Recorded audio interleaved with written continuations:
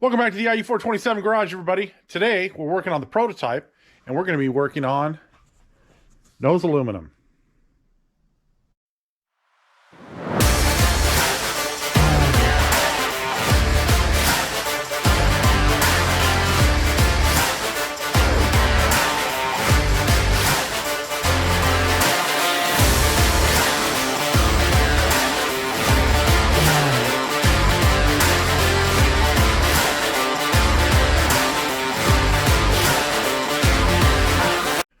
All right, so what we're going to be working on today is the nose aluminum on our Mk4 Prototype.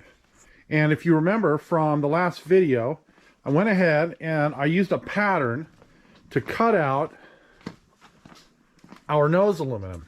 And I've got it over here.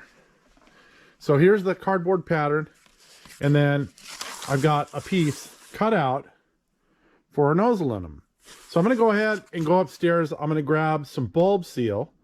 And then I'm going to take this over to the car, and I've temporarily got the body mounted onto the prototype. And so I'm going to have to use some spacers up in the front in order to get the body in the right position. And then we're going to start fitting this nose aluminum.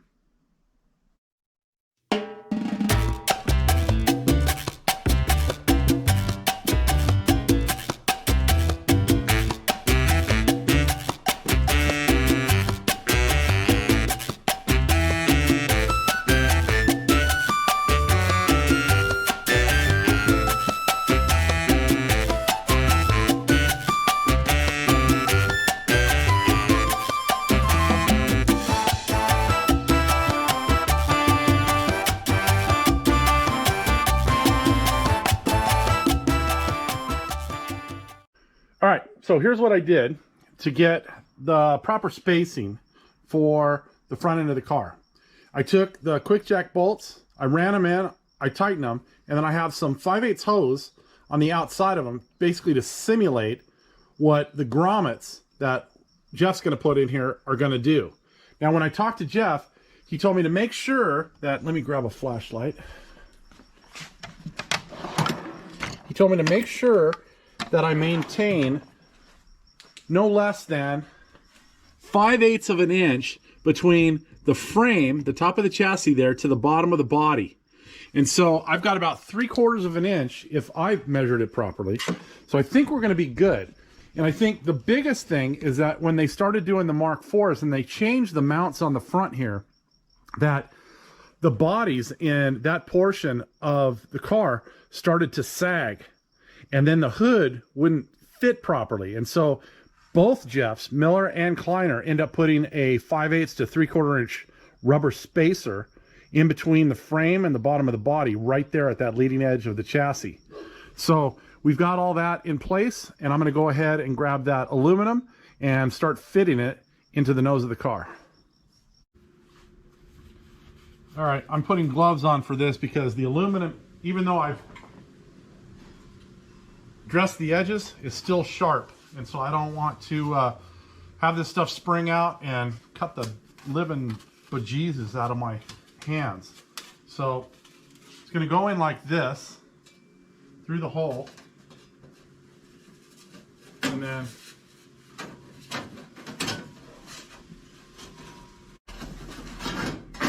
so you can see I'm not going to push it in yet. I'm going to go ahead and I'm going to put our bulb seal around the edge. Then I'm going to get it to where it tucks in behind the body here. And then once that's done, I'm going to clamp it in place at the top, and I'm going to go ahead and I'm going to put some drilled holes and clecos to hold it in place. Those later, after this is powder coated, will get pop riveted with black pop rivets.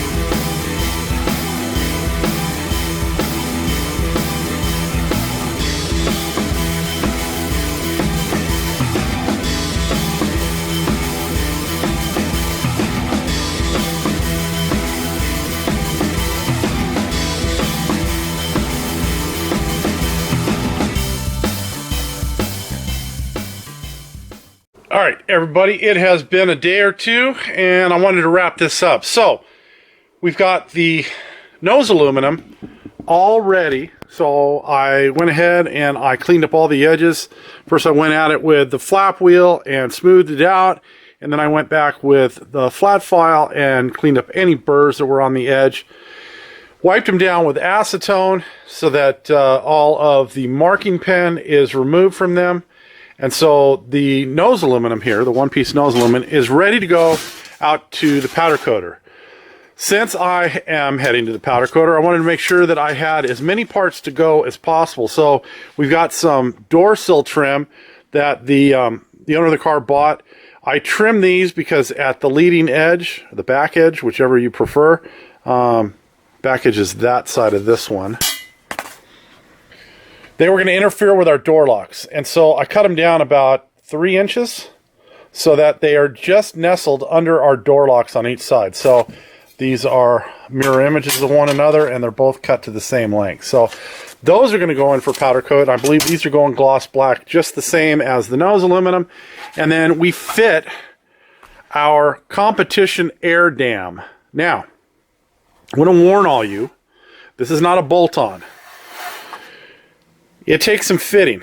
So you can see, as supplied by Factory 5, this is more of a straight edge, and we have rounded to contour with the body. And what we did out here at the edge of the winglets is we contoured this section to the body as well and put a curve in it.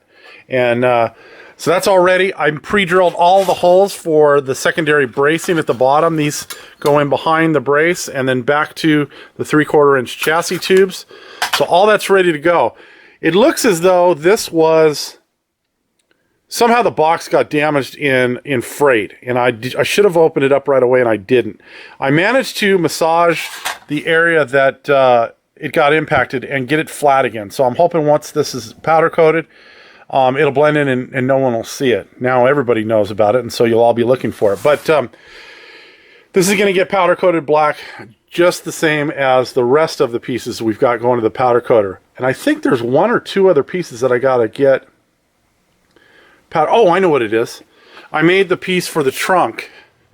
So this piece here, I always make one of these to cover up this opening in the trunk lid. So that piece fits right in there.